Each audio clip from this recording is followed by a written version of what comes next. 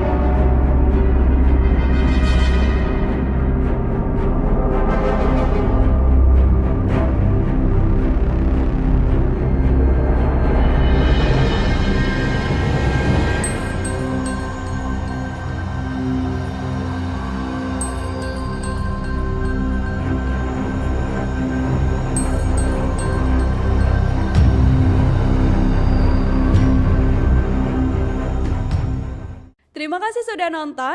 Jangan lupa like, subscribe, dan share ya.